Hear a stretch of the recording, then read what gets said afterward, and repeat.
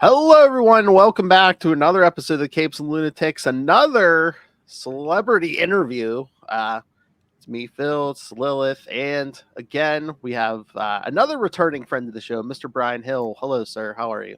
I'm good. How are you? Great, because we get to talk to you. I know we wanted to talk at least one current thing and one upcoming thing, which I'm sure you'll be like, I can't talk about that. I can't talk about that, but Oh, like a current thing, I tell well, a bunch of stories. Upcoming thing, I'm thinking of making toast. Like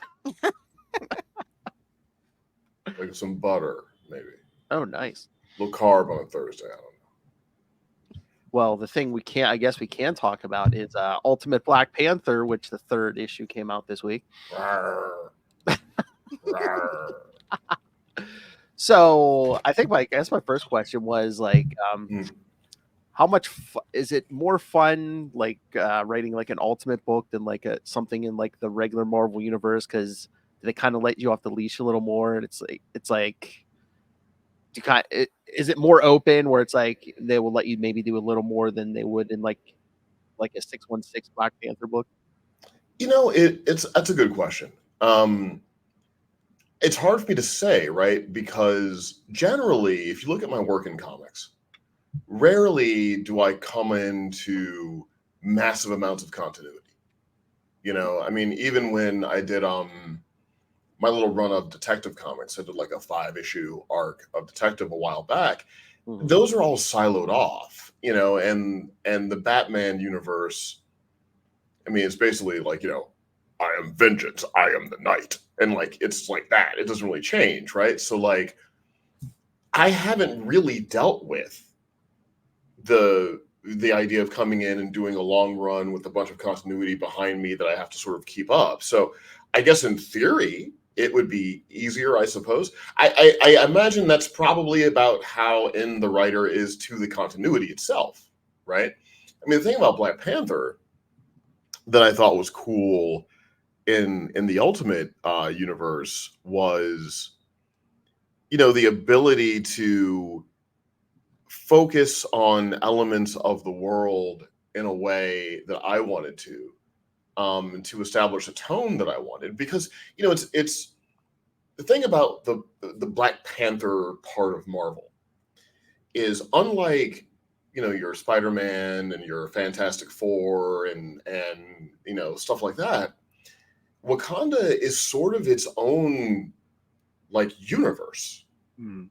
I mean, theoretically, you could do like 4 or 5 books that are just about Wakanda and that region and its conflicts. So it was interesting to be able to, I guess, build in a world that a canvas that large. But I can't say that if I came into the 616 continuity, I wouldn't be able to do that as well, right? Mm. So I mean, that was more of the draw for me. Because like, I'm not a guy that's like, being the Ultimate Universe, Captain America's star is a circle. Like that's not, I don't wake up in the morning like hype about that.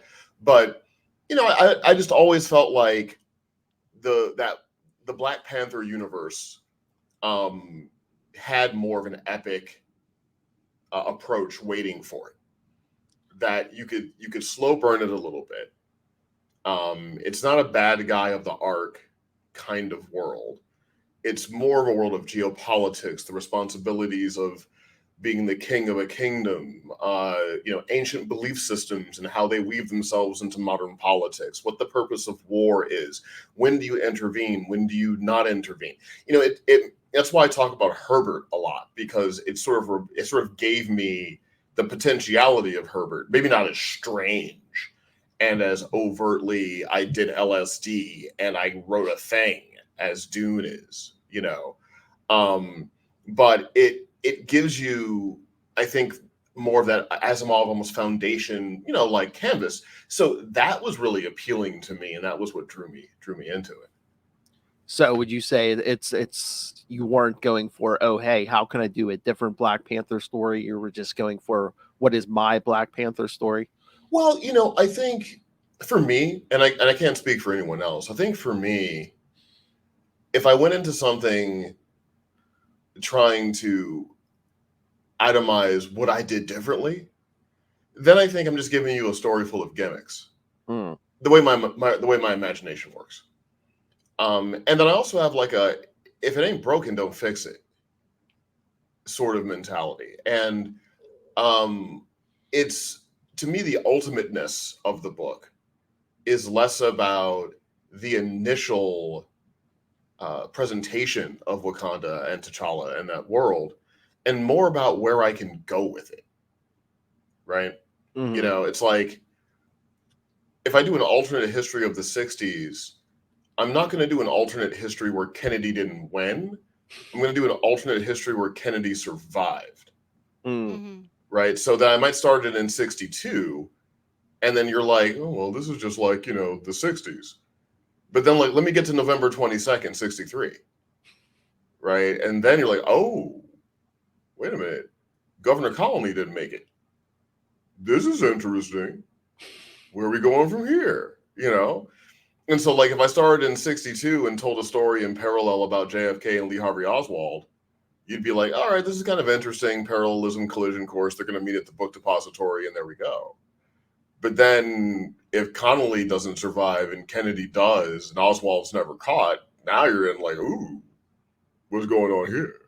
So I think that's kind of more of what people can expect. So when you see like, you know, Killmonger and you see Aurora and you see these characters and you kind of look at them through the prism of what has gone before, I don't feel beholden to any of that. You know, I'm not saying that I'm not going to engage it. I'm not saying I am going to engage it, but there's no inherent reason why Killmonger and T'Challa have to dislike each other.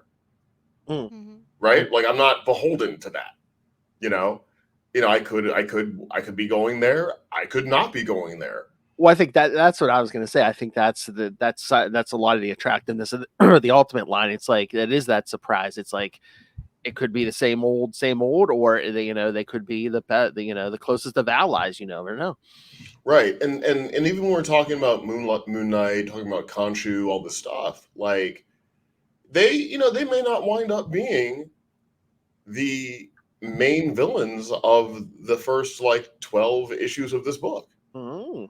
You know, I mean, they could be an antagonistic force in the narrative world, but they may not ultimately be the bad guy of this thing, right? So, like, that's where I think, the surprise comes in. And so I am doing a lot of world building, and I'm kind of pacing the reader through the story and really just setting up all the various elements, hopefully in an entertaining way, so you get a clear sense of, oh, this is the sand that's in this sandbox. And ultimately, we have a story about T'Challa trying to figure out how to be the king of this place. You know, what the Black Panther means, what it means for the region outside of Wakanda, and what mysteries lie in the world around. So like another thing I wanted to play with was the kind of closed circle of understanding we have of Wakanda, because for so long it's been like, Wakanda is this, near utopian kingdom here, in Africa, and they have harnessed vibranium, and through vibranium they create a lot of this really interesting technology, and the Black Panther exists in legacy to protect and defend and all of this, this stuff that we're used to. But I'm like, why should the mysteries of Africa be a closed circle? Like, why should vibranium be so stable and so alone in its existence? And why should the origins of vibranium not be a thing to explore? And the potential sentience of vibranium. Like, what is it?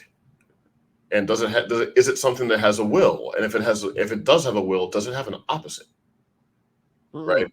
And what is that opposite? And so, so those are the things that I'm going to kind of unfold slowly. But I think were I to just hit the reader with all of that from the beginning, they'd be like, wow, Bryan was on one.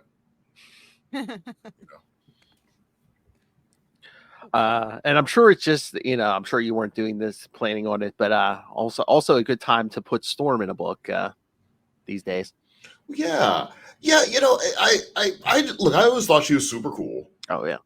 And my Storm, my favorite Storm is always like, mohawk, leather vest, can't tell me nothing storm, right? I'll keep the profanity out of it for the children's.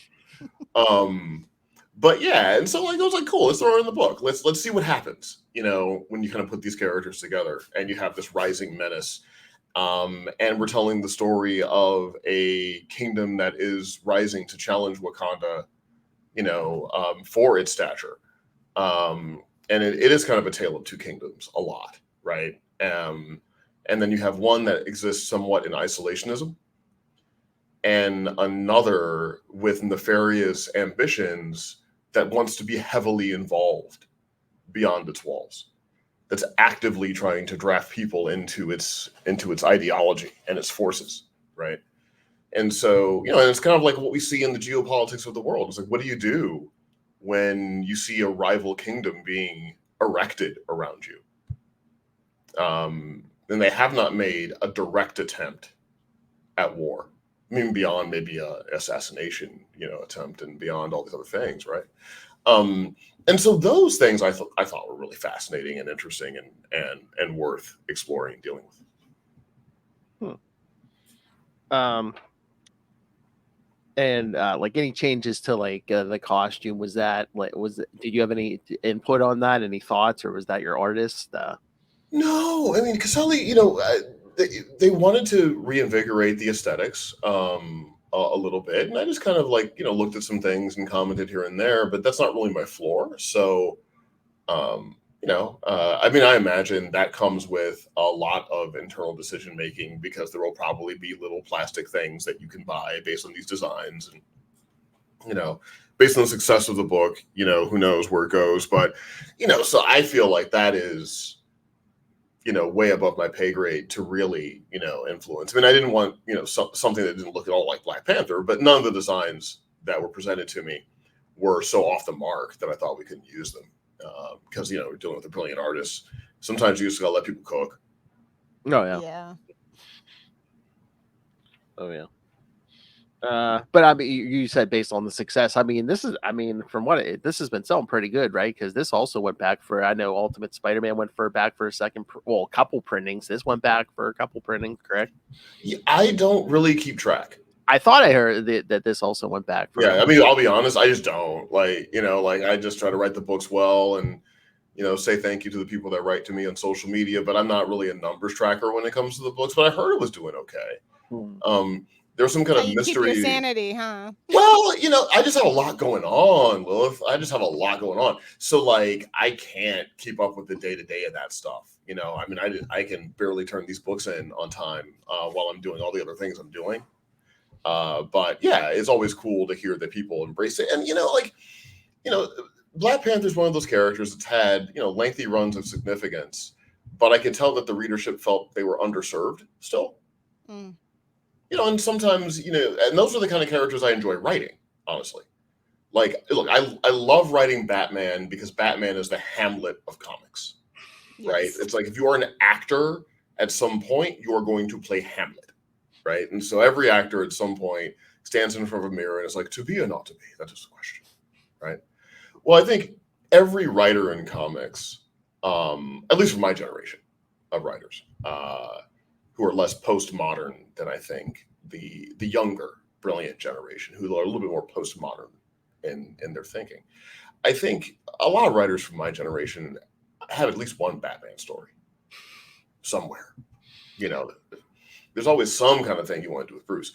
So, that's like an interesting character. But in general, I tried to avoid the characters who I think are just buried under seminal work.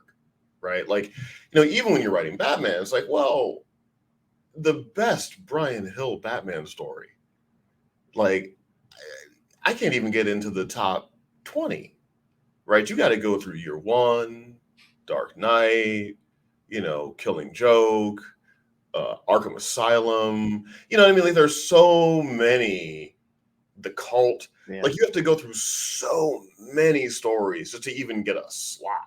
Even month to month, I mean, there's so many Batman books, right? Yeah, then you got Tom stuff that he's doing that was crazy and great, and Scott's stuff was crazy and great. So like just to even get on the reading list is kind of rough. But when you're dealing with characters like Blade or Black Panther, where you've had some significant runs, but you're not buried under these hyper iconic works, then it's more exciting to me, I think.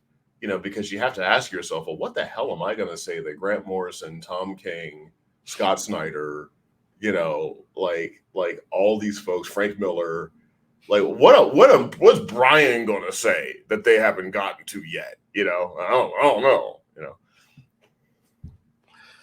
Yeah. Were you tempted to, or was there a stipulation that it had to be T'Challa, or were you tempted to not use T'Challa as the Black Panther? No, I was never tempted to not use T'Challa. I think part of that maybe just like, maybe it's even a subconscious emotional desire to, lionize Chadwick, honestly. Mm-hmm. I mean, I don't know. It never, that's a good question. That never popped into my mind. And I just don't think it would be as interesting, right? Like, I think there's room to explore with this guy and levels to explore. So not having him be Black Panther, I don't know. I never considered it. And did you ever give any consideration, maybe like starting, I don't know, from the beginning, like his childhood or anything? Because again, you jump in, he's king. It's just No. Well, part of it is I maybe it's the screenwriting that I do most of the time. But one of the edicts I have for storytelling is you want to start the story at the most important period in the character's life. And while there may be events in his childhood that I can flash back to anytime I want, I would rather have the space to visit that period when I wanted to in moments of significance than to just do it chronologically in a way that would just sort of map it all out. I mean, like, it's kind of how I felt about Solo as a film. Like, if this was important, Lucas would have started here. Or there's a reason why he did it. I need that as a drop, please. I'm just being real. Like, there's a reason why he didn't start there, because that wasn't the most important place to start for that guy, And so what you don't want a story where it's like, well, I get it. He gambles, he keeps a gun in his hip, he's kind of in it for himself, but still has a decent heart, and he likes Chewbacca. I got that in 3 pages. Can we get to the Jedi now? So like, so I think sometimes with the way that stories are approached and the way that we try to like harvest every year of a timeline for a kill, we wind up with things that, like, I don't know, they're just like deeply dissatisfying. I'm glad to hear that from a Hollywood writer. I'm just like, anytime sequels, I'm like, I don't know, sequels are weird because it's like, prequels are even worse. Like prequels. It's like, the character's not going to die, because they're going to go on to what and then it's like, do we need to know every second? Do we need to know how we got the ship? But there's a way a prequel can work, right? So like, a prequel story, I think, can be really effective if something in that story is going to radically define the experience you had with the previous movie that you saw, right?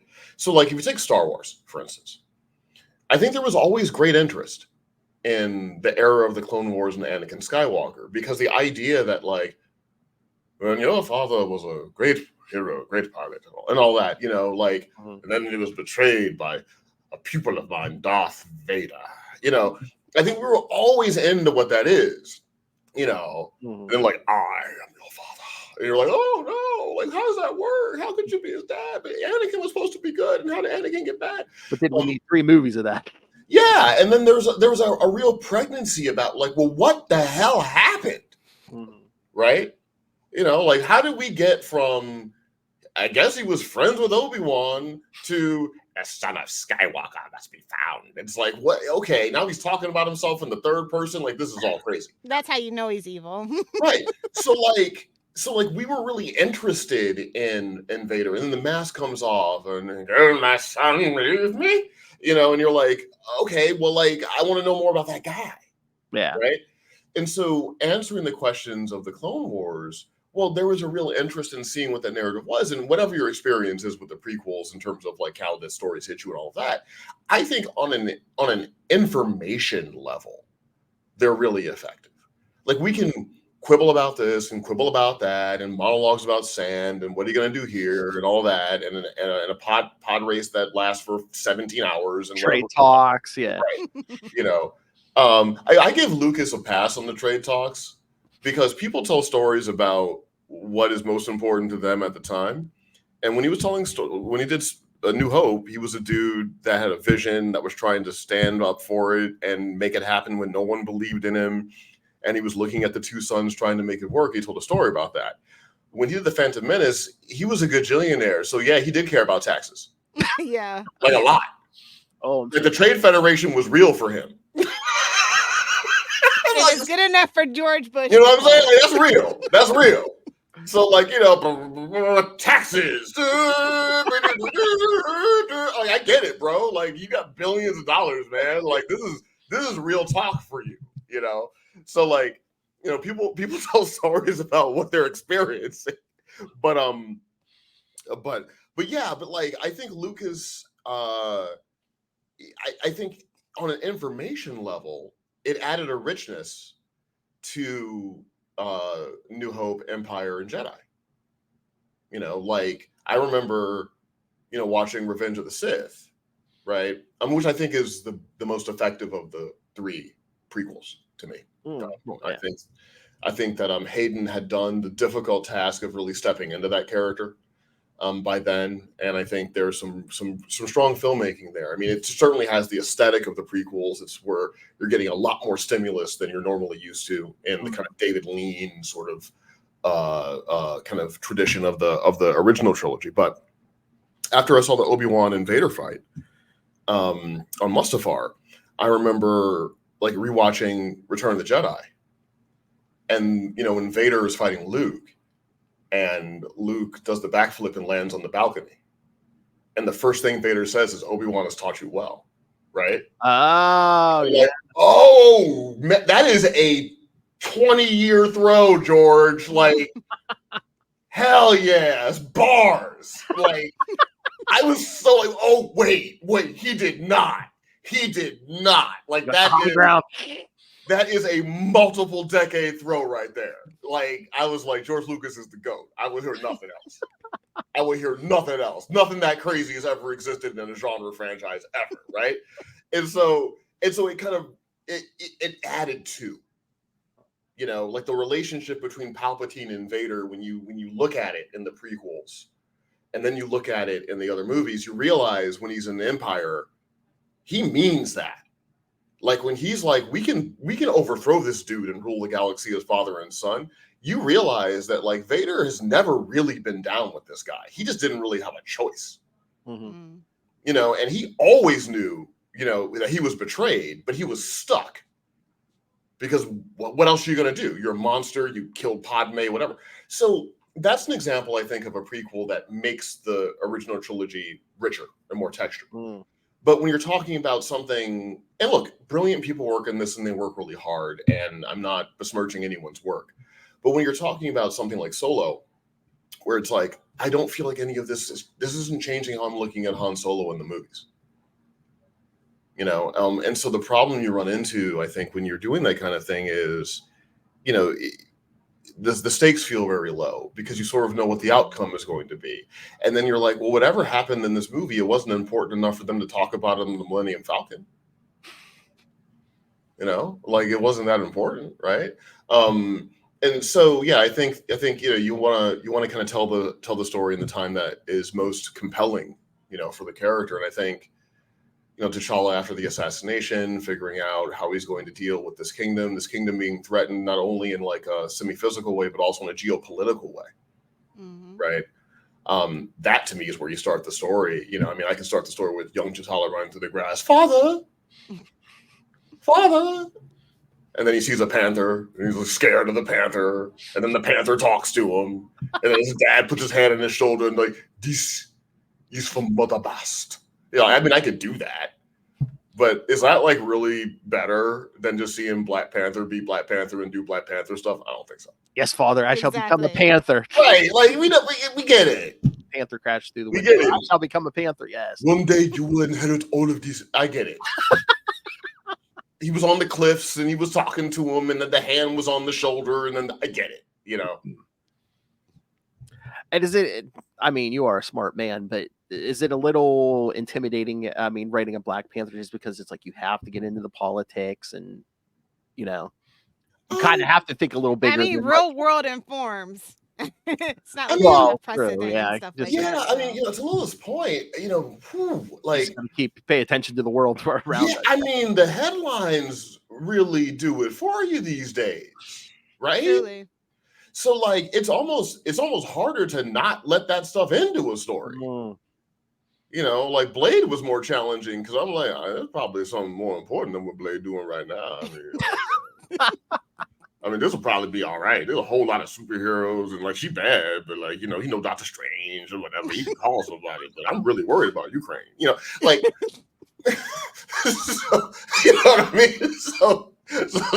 So sometimes you feel like you're whistling past a burning building on this stuff. But at least in Black Panther, that kind of, you know, the you know, existential terror that we all feel the moment we look at any news headline. I can siphon that into something. Well, maybe I should turn that around. Is Yeah. it hard to write an ethical rule, you know, an ethical leader, world leader? Well, yeah, you know, it's an interesting question, right? Because, you know, like there is a certain philosophy that by virtue of being a leader of a nation, you are absolved from the ethics of its people. Right? Mm. And in some countries that is explicit, and in some countries that's implied. But I don't think in any country is it wholesale rejected. Mm-hmm. Right? Yeah. Like right now, we're living in a moment where the Supreme Court is deciding whether or not the president can ever be accused of a crime. And I'm not even like take the left right out of it.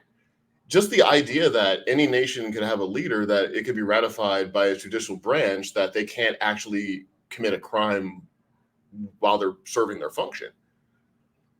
I don't know how that doesn't immediately create a tyrant. Oh yeah, Like, no, I don't know why that's a question. Yeah, no. Like I just think that, I mean, I don't care who was president of the United States. I mean, Yeah. Yoda could be president of the United States, but the law still needs to apply, right? Yeah. Immunity I have. Punish me. They cannot. Illegal you are. Yes, illegal. Illegal for you to exist. Like we can't. We can't. Yeah. Like we can't, right? And that's the thing about like royalty, you know, not like say like England where they have a parliamentary procedure and all that stuff. This is like real royalty. Yeah. Old school royalty. Old school, you know, not like royalty like God bestowed this they go gift on me shopping and I every shall now rule and then. over you, royalty. Yeah, they wave at us and like, you know, it's not that kind of royalty. It's like royalty, right?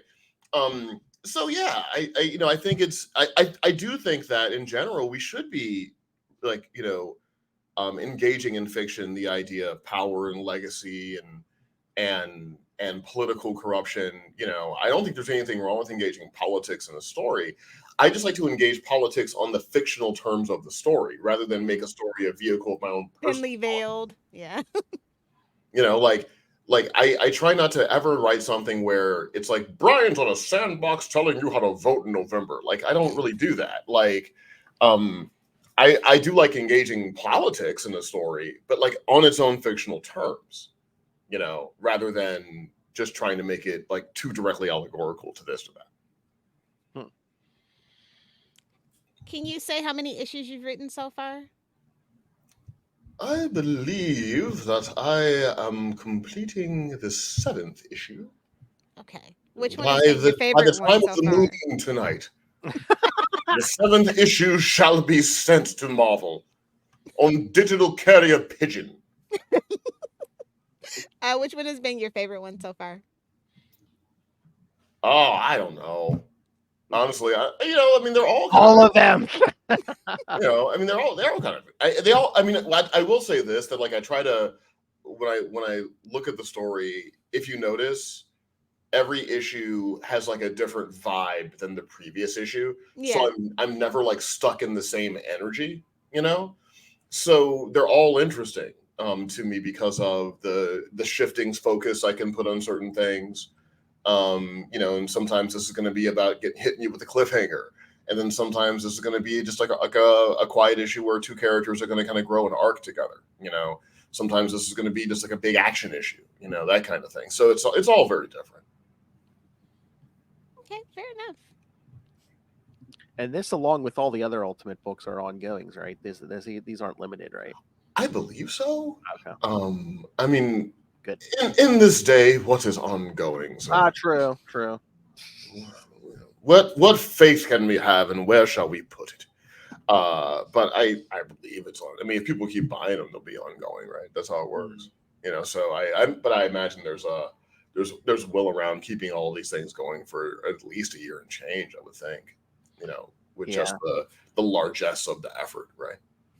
And as a writer, how do you feel about the modern model, like renumbering every time a new creative team comes on? They kind of like started at number one. Do you think do you like that model, or do you think they should just keep the numbering like they used to? Well, I mean, I find it confusing as a consumer. Yeah. Right.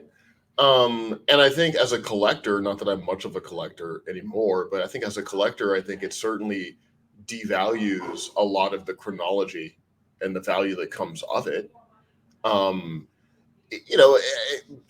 guess there's a marketing reason for it. I guess number ones tend to still move more units than number 679s and that kind of thing.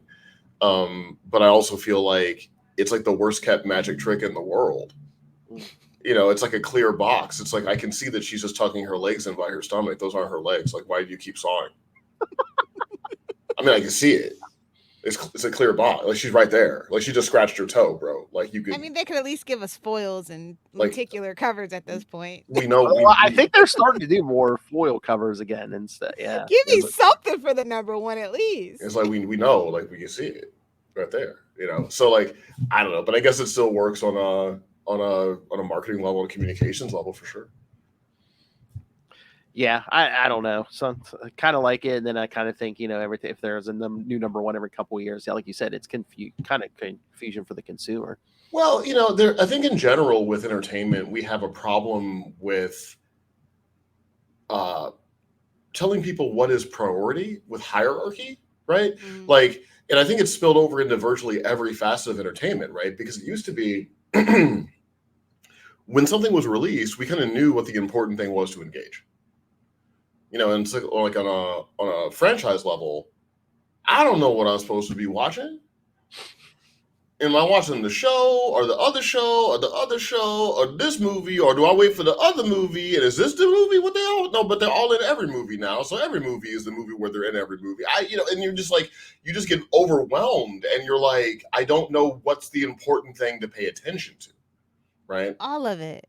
And the answer would be all of it. And ka-ching, ka-ching, and ka-ching, ka-ching. And then you just wind up just getting kind of overwhelmed, and then you never see anything, or you just watch recaps on YouTube. Yep. Right?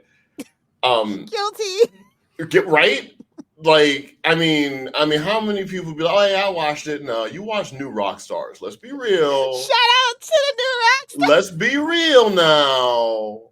You saw it on heavy spoilers. Let's be real. You didn't really watch it. I love that we're all watching the same YouTube channel. So what? Like half of Twitter all just gave Fallout 10 hours. Well, some people don't have a life on Twitter, so I don't know. You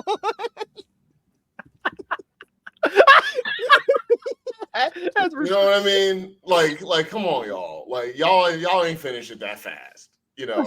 Y'all went to YouTube like everybody else. It was like, oh, I thought that was really interesting. You ain't watched that, John. Ain't no way. Ain't no way you saw that, John. But that's like, I think a lot of people now, they don't even watch those late night shows or Saturday Night Live. They just watch Just you the what's on YouTube clip. YouTube the Yep. next day. Yeah. You Sorry, gotta cut John it on. Oliver. You got to cut the Sorry. YouTube on. You know, we watch so we watch everything in recap, basically, right? And so I think that's just kind of part and parcel of this very difficult period we have now, where we don't really know like what is out. Like, did Drake put a record out, or is this just a single, or is he just appearing on someone else's record? I don't know. I just type Drake into Spotify and, I play something that starts with a phone call and he whining about something, and I'm like, this sound all right. This sound all right. Yeah. Yeah, tell him, man. We keep choosing the wrong ones. So you wind up being like a butterfly, just kind of like. Well, like I say, I think it's such a catch-22 because we live in such a golden age where there's so much content, but it's like no one can consume all of it. There's so much of it. Yeah, and I think it's wonderful to have tons of choices. Yeah. But at the same time, I think a lot of good things are just kind of, it's hard for them to connect, right? Like, there's so many things I know are good that I have to find the time to watch because they keep hitting me. So like within the span of a week, I'm getting hit with Sugar, Ripley, Fallout, and then Tokyo Vice just finished its season, and I'm like, okay, I'm just gonna watch Alien. Like literally, like I get intimidated. I turn into Larry David, and I just like put something from like 1975 on. Comfort shows, you need them. Well, because I know you just watch Alien. It's good. Well, it's good. It's very, very good. Yeah. All right. Before we run out of time, I don't know how much you can talk about it, but you will be writing well, I'm sure you're probably already working on it, but Midnight Suns, the Blood Hunt event. Yeah. Yeah. I mean, I can't give plot details away, but I will say that like cool horror stuff happens, cool Ghost Rider stuff happens. You should read it because it's cool. No, it's these are characters I kind of dig, and I love the occult side of the Marvel universe. I feel like it can bite a little more than some of the other stuff can. Oh, see, look at that. That's a writer for a vampire crossover. Bite, yeah. Well, I mean, the synopsis is well not there, so. Let me tell you. That's a writer. Yeah. So I'm interested to see. It's not really spoilers because, like I said, the synopsis is out there. What Blade's gonna do with Dracula? Because that's bad. Talk about bad blood. Yeah, I mean, there's stuff going on. There's stuff going on. Yeah. But I think it's a really cool horror story, and emphasis on horror for sure. I mean, that's kind of like the thing I'm on right now. I would just hope so. That's the thing I'm on right now. Like gory horror or just I mean, there's a little horror? bit. Well, you got to separate horror into a couple things, right? Yeah. So when we talk about horror as a genre, we're really talking about two different things happening simultaneously. We're talking about horror, which is the act of revulsion. I am horrified by something. And then we're talking about terror, which is more about the everlasting kind of enduring fear, right? And so a good horror as genre experience is a combination of both horror and terror, right? If you only have terror, you have a thriller. If you only have a horror, you just have revulsion. And I think you want to kind of combine the two in measures. Like if you look at the manga work of Junji Ito, for instance, I think Ito's work is incredibly good at combining both horror, like just revolting imagery, and terror, which is the kind of persistent psychological dread. So both of those things, I think, are present in the Midnight Sun stuff. And I do take the horror genre Marvel stuff I do seriously on that level. That's what I really enjoyed doing with Blade, which was, kind of doing it in a robust, like, no, I'm embracing the horror of all of this. And there's action and then there's this and there's that and there's some banter and all the things. But yeah, it's my favorite genre, always been my favorite genre. So, anytime I have an excuse to tell a scary story, I take it. Nice. There's even going to be some horror elements that will creep into Black Panther. Oh. I'm afraid the horror will be quite operational when your book arrives. Nice. What is it? Well, Nobody's really touched on that, so yeah, I'd love to tap into everything Yeah, possible it's for fun. Black Panther. Yeah, I mean it's a big world, right? It's a big very world, big, and like just the Wakanda itself kind of can be dreary and scary, and for sure, what lurks in every corner kind of thing. What lurks in every corner. And thank you for calling out Conchu finally. Someone's finally. Somebody had to do it. Yeah. That's what I'm here for. F in the chat for Ray, guys. Oh, jeez. All right. She's getting it on all sides. Exactly. So with the Midnight Sun stuff, like are there for the logistics of it, are there lots of talks with lots of different writers? Because I mean, this thing's basically going through like every Marvel book. Oh, the Bloodline stuff. I mean, I imagine there are. I only really pay attention to things that affect the story I want to tell and things that I can't affect in the story they want to tell, right? Yeah. So I just never know if it's like, if you want to use a certain character and someone's like, oh no, this is, they're over in so and so's book. If it's like a big Zoom call and everybody's work out taking notes. Yeah, the whiteboard. You're gonna work out the timeline. Okay, well, this character's gonna be here, and then he'll be across town. Yeah, generally, it's sort of like casting a film, where generally you try to get your cast locked from the beginning. And in that case, it's more like casting a film and then writing the film based on the cast you have. So you try to get all that stuff clarified before you conceive a story, because then you can use the parts that you have. I mean, sometimes, like I got curveballs thrown at me when I was doing Batman and the Outsiders, for instance. Where I think I was 2 issues in at the script level, and then I found out that the bad guy that I was centering that book around, a fancier writer needed that bad guy for something fancy. And I was like, oh, okay, well, I have to find a new bad guy then. So sometimes that does happen, but that's like part and parcel of working in Big 2 comics, is, you're working with the stuff. In the case of Midnight Suns, again, I think these characters are more siloed off, in a lot of ways. So like, I tend to gravitate to, oh, well, if you guys, don't have ideas for what they'd be doing during this period, I do. And I can come up with a thing. That's why if you notice, you never really see me like on some Avengers or something like that, right?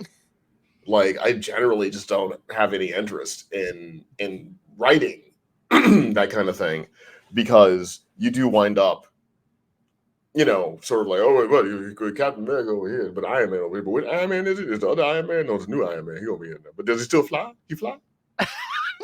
Okay, so he still fly. Okay, so he can be little in the panel, but I can't have him talk. Oh, because the sorcerer took his mouth, so he can't talk. Right. Yeah. So you wind up on some of that. Oh yeah, I mean, some of those team books have to be the hardest ones, because like you said, the Avengers, you got to see, if half your cast have their own books, you got to, right, work with that. Then it's like, God, you write X-Men. It's like, well, is Wolverine in 50 other places this month, so he can't be here this month? Okay. Totally, and so you just kind of wind up being like, I just want to tell a story about Flash Thompson. What Flash Thompson doing? I just did Flash Thompson 4 issues. Life of Flash. You just wind up kind of in that space because you're just like, I don't know what you're talking about. But a lot of the characters, like the Midnight Suns, the scary kind of horror occult characters, a lot of them, have been dormant for so long too, that there's just like, people just aren't really messing around with them very much, and so like you saw in Blade, I had a whole thing with a Satana in there, and it's like, cool. So like, I love digging through the who's who and being like, ooh, is anyone doing anything with this character? And they're like, no. I'm like, oh, really? Great. Because then you almost can kind of come in and do whatever you want. That honors the key aspects of the character, but you don't have, a year previously of appearances that you have to sort of deal with, as like, if I was thinking as a filmmaker, that would always be the more interesting thing for me to do. Like if I was going to talk to James Gunn about writing and directing a movie for the DC thing, I'd be like talking to him about like the Spectre or something. Oh yeah. Like I'd be like the Spectre, the Question, Dr. Fate. Get like Alan Ritchson to play Wild Dog. Oh, okay. Nice. You see that though, right? See, now that's never going to leave your head. That's never going to leave. I have incepted the Alan Ritchson Wild Dog movie into your head. Oh, nice. Sometimes we gotta manifest. I totally. Alan's the homie. I knew him on Titans. And that's right. Yeah. He's a real good dude, and that dude is just different. Like there's sometimes somebody walks into a room and you're like, oh, you just had to be famous because you're just not even like a person. Like they talk about evolution stopped. No, it didn't. Look at Alan. Oh, I've seen people online now. They're trying to manifest. They're like, just make him the Batman. Just make him Batman. I mean, like Alan is the next step of whatever this is. This human experiment is. Alan's the next part. Like he's not the previous. He's the next part. so he's great. But yeah, like that would be the thing that I'd be more interested in doing. On anything, right? Is let everyone come in with the 50 million ways they want to do the Flash and Batman and Green Lantern and Wonder Woman and all that. Y'all have fun with that. I'm going to be over here in Baton Rouge with Matthew McConaughey making the Spectre. Oh, I put that in your head too. See how I do that? Yeah, It's up that, there. yeah. You put the energy around it now. Now it's going to happen. I was going to happen. Well, I used to be a police detective. Now I'm a little bit something more. Well, he did used to be a police detective. I'm a little something more now. I can see things that people can't see, what you can't feel. I can feel it. So like that would be really cool. Yeah, I can see it now. Yeah, I want that. I want the Spectre to come up on some bad guy and be like, all right. It's time to face God's judgment. Yeah. I come from the nether realm. You don't know where I'm gonna come. I'm in the shadows. No, I'm right here. But like that's the stuff I think you can like do things that people will embrace and you can find a new way and you're not, making something out of the shadow of this other thing that they've like fallen in love with, so like that's what gets excited to me, but the problem is a lot of times, a company may not feel like that character has marketable value. Well, I mean, before they put out the first movie, who thought Guardians of the Galaxy was going to do anything? Right. So we are in like a kind of a landscape now where, if you want to do a Martin Campbell feeling, he's the director of Casino Royale, like kind of feeling checkmate movie, do that. Yeah. Right. Like where is my like Mission Impossible checkmate film? Like, so those are the things and the worlds that I tend to really be drawn to, because I feel like new energy can distinguish itself, in that stuff. This is what drew me to like Blade, what drew me to Midnight Suns and the whole thing. Oh, I'm gonna throw it out, Lilith. Marvel character Quasar. We need a book. He needs a new book. It's been a while. So Quasar, yes. Quasar. See, but that's not how it goes, but that's how it goes today. All right. So, and I know you're gonna have an answer to this question. So, what else are you working on? Can you say? Is it stuff you can talk about? I mean, well, on the comic book front, I have a couple things, but I can't really talk about them because how it is. Yeah.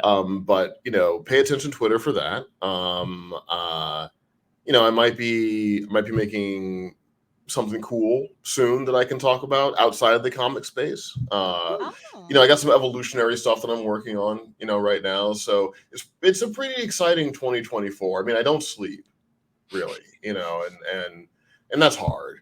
But like beyond that, I do have some things that I think could be pretty cool. The best way to find out is really just follow me on Twitter at Bryan Edward Hill. It's Bryan with a Y at Bryan Edward Hill, because I'm not going to call it X because that's stupid. It's Twitter. So I'm there, and I'm on Instagram too, but I don't really Instagram very much. I get very intimidated by the beautiful photographs of people's food. I'm just like, how is everyone eating? Like, I just had a piece of Wonder Bread with some thoughts on it. And they got like the shrimp with the thing. And I didn't even know watermelon go with shrimp. So like I just get very intimidated by Instagram. So, but you find me on Twitter. Twitter's words. I can deal with the words. But yeah. I mean, I've got like stuff kind of coming along, but as you can imagine, I can't talk about it too much because we got to focus on the Black Panther, and we got to focus on the Midnight Suns. Nice. Well, all I can say is keep up the good work on Black Panther. I will. Panther. I've been enjoying it a lot. I loved all the variant covers for issue #1. I was just like, yes. As you can see, my avatar, that's my favorite one. I always see it. Breakdowns of those. Yeah. I see it right there. I see it right there. That's it. You know. Oh yeah, from issue 1, we were like, we got to talk to Bryan again about Black Panther. Yeah, we were basically foaming at the mouth. Oh, listen, I'm here. You know, because when you mess with Wakanda, Daddy, that's some risky business, Jack. Oh no. You say about hard times. Why don't I just see Medea and Wakanda all of a sudden? I'm telling you some hard times. When you got people coming after you, you can't find your vibranium. That's hard time. Jeez. All right, Lilith, anything else for this man, or should we let him get back? Ain't nobody washed your Black Panther suit in 2 weeks. That's hard time. Where's my Black Panther suit, honey? Where? I need that scene. Let me tell you something about Bryan Hill, the American Dream. Let me tell you. Oh, I do have a recommendation since you did mention Alan, Ministry of Ungentlemanly Warfare. Kiss. That's right.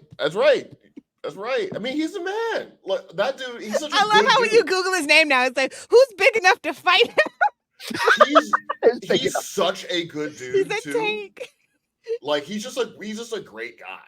Like, I really can't say enough good about him. You know, I was on a table read in Titans, you know, because before you shoot the episode, like the actors do a table read. And I hadn't really met him because he wasn't in any of the shows that I had written. And I think this is the first episode that I had written where his character Hawk was in the show. And so, you know, he comes in for the table read and he's like 10 feet tall, you know, just like super like boom, looking like Steve Rogers, you know, just like the whole thing. And he's such a nice guy. And I was like, wow, so that's what an actor really looks like up close. Let me poke it. Poke it. But like super supportive, you know, super nice dude. So I just get happy seeing him do really well. But yeah, I mean, you know, that's, you know, we out here, you know, just you know, don't sleep on it. Don't sleep on it. Never. All right. So all right. You so social media, anything else you want to plug? I know we plugged the Twitter. I think let's see. Everything. Yeah, I don't think I have any. You got a You don't have a Substack? I ain't got no Substack. Let me tell you one time. You got time for that. If you want to see Bryan Hill, the only 2 ways you can see Bryan Hill, Daddy. You got to go to Twitter. You got to go to the Twitter. And then you type in the @Bryan Edward Hill with the Y. Why? Because you need to, Jack. That needs to be the video at the top of his Twitter. I just do wrestling promos from now on. Like, I just want to come on the video podcast and just do wrestling promos from now on. All right. Well, thank you, sir, so much, because I know you are working on multiple things. I am at one time. So yes, and I'm a crazy person.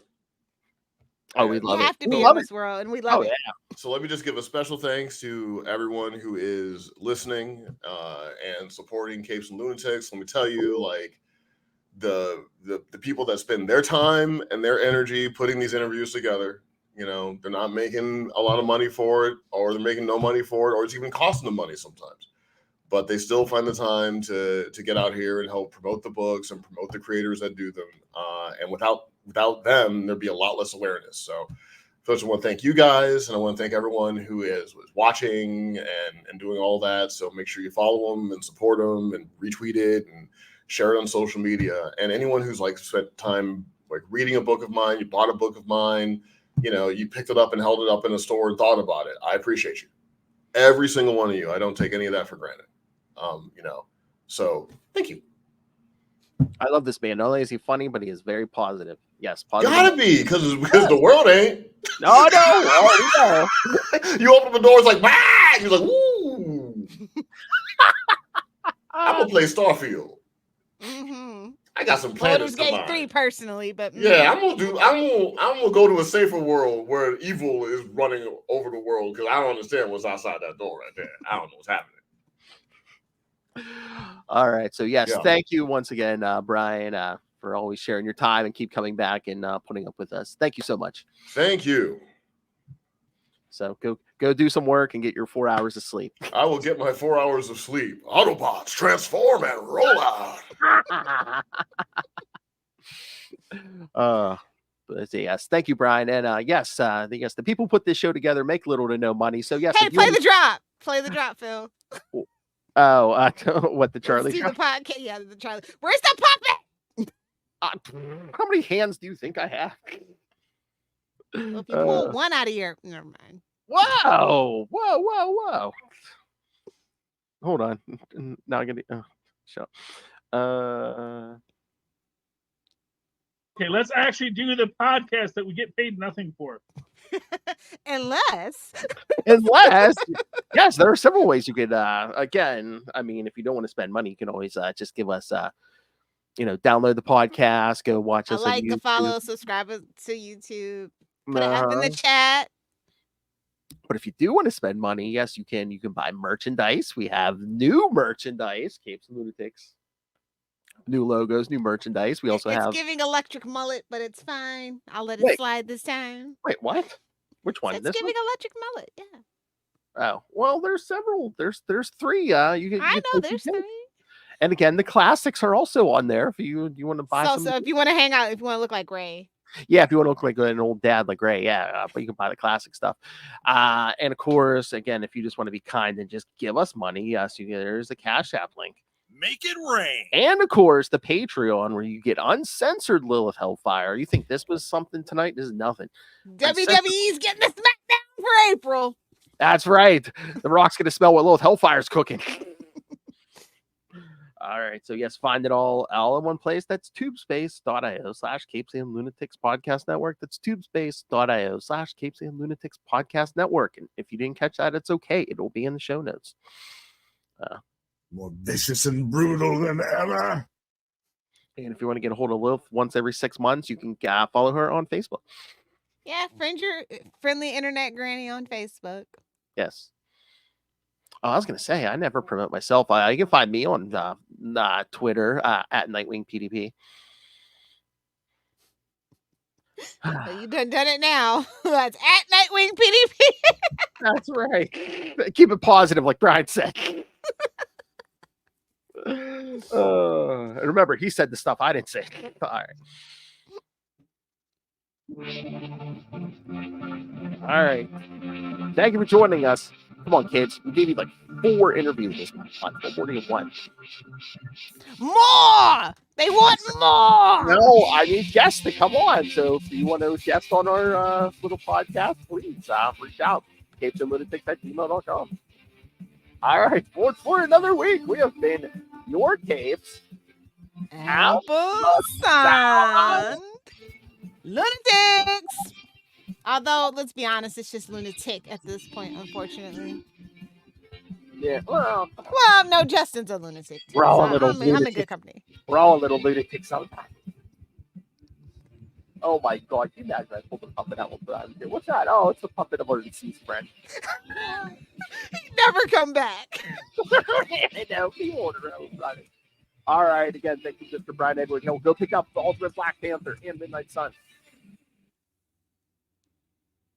Yeah, do it. And you had a present.